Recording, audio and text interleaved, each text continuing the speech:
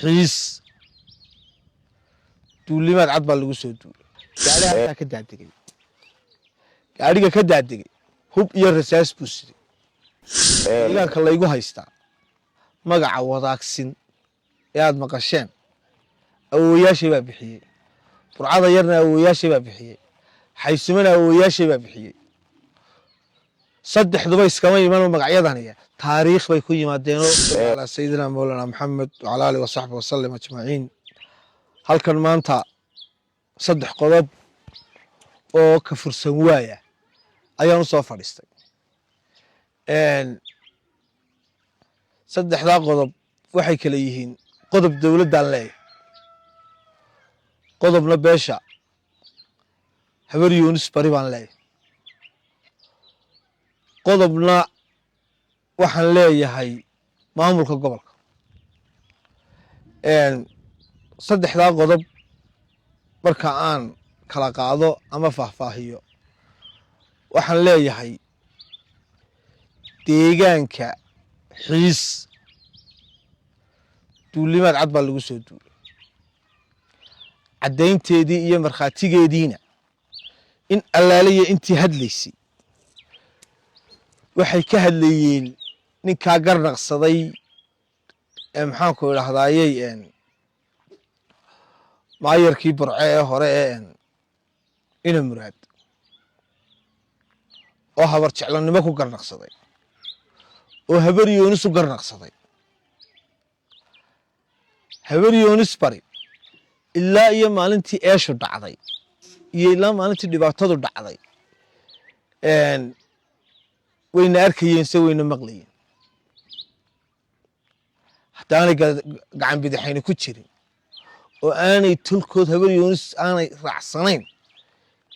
waxbayna kala odhan lahay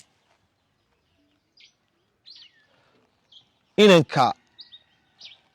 kelmac ka yimi yufle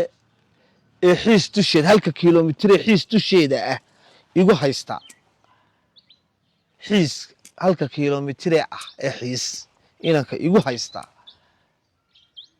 tolkiisa iga qaban waayey maana kula socon markhaati baan taana u leeyahay muuse ismaaciil halkaa maalintii ugu horreysay xabaddu ka dhacday way isugu kaaya tageen wayna noogu yimaadeen deegaanka hadday jief caaqilkii ahayd iyo hadday mas-uuliyiintii kale ahayd ee xildhibaanna ahayd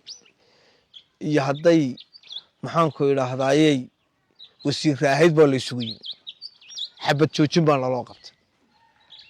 tii baanu ku nagaanay tii baanuna ku joognay waxa ka soo waaday ciddii kale ee aan xuduud deegaan daaqsimeedka lahayn ee xuduud deegaanka lahayn ayaa haddana isqabteen qoladii markay isqabteen gaariga halkaa ka daadegay gaariga ka daadegay hub iyo rasaas buu siday hubka iyo rasaasta caddayn waxaa iigu filan ciddii loo dhiibay baro saabka iyo wasiirkay ahaayeen iyo odayaashii muuse ismaaciil markhaatay ka ahaayeen jief caaqilkaygu isagoo xaaladda jirta iyo xaaladaha taagan iyo ehelka iyo tolka kala ilaalinaya ayuu eedda annaga dhakada noo saarayoo yidhi waanu dhacnay annagu maanaan dhicine waddadayadii iyo deegaankayagii iyo dalkayagii gaadhiga dhex maray iyo duulimaadka ahaa inaanu kala joojinay xaq iyo waajib bay nagu haydo iska badaayo ehelnimo marka laga tago islaamnimadii xaq lagu tahay inaanu kala joojino tii baanu kala joojinay hubkii iyo rasaastii saarnayd cadadkii saarnaa iyo tiradii saarnayd waa la garanayaa waana la hayaa way ribood garaysan yihiin waa waxyaabaha aanu asturnay annagoona tuurta u ridanay jief caaqilkaygu shalay mid buu ka hadlo wuxuu yidhi way israacsan yihiin waa runtiisa way israacsan yihiin haddaanay israacsanayn maanaxna kala yidhaahdeen dowladdu ma waddo aan sharci lahayn ma deegaan aan sharci lahayn ayay wadda martaa haddaana dowladda laftigeeda kuula jirin wasiirka arrimaha gudaha iyo agaasimaha arrimaha gudaha waxaan leeyahay daydan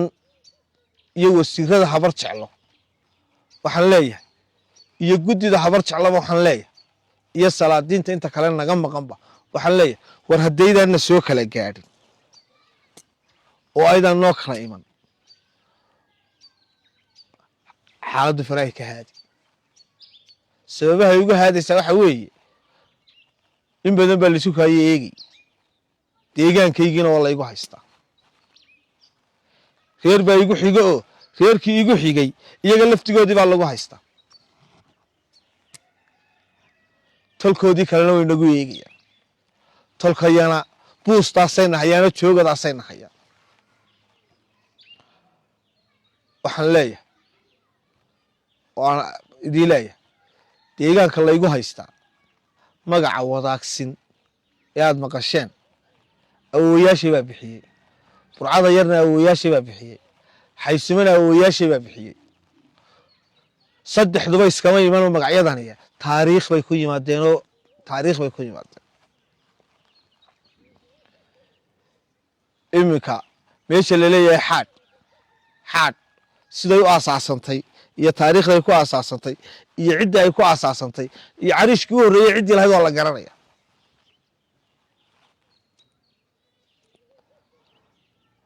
xaaladaha jira awgood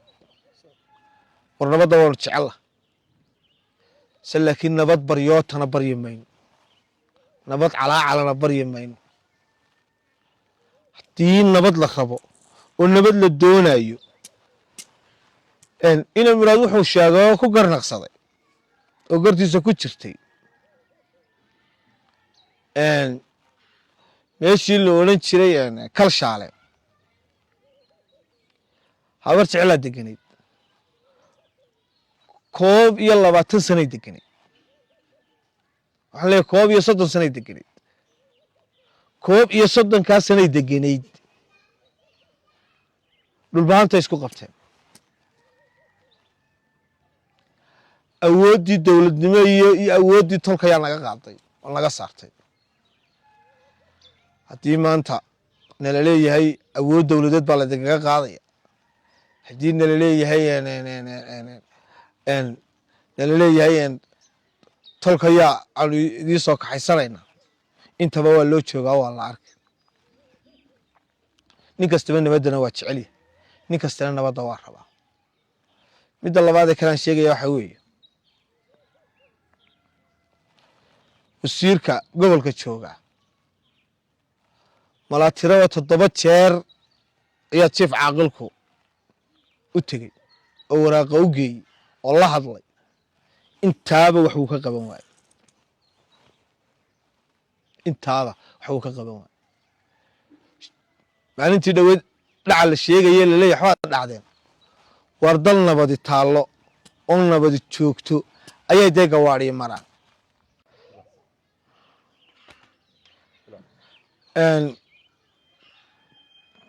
dal nabada jirto oo waddooyinku isu furan yihiin ayay gawaadhi isu martaa meel xaalad la og yahay oo ka jirto gaadhiga maray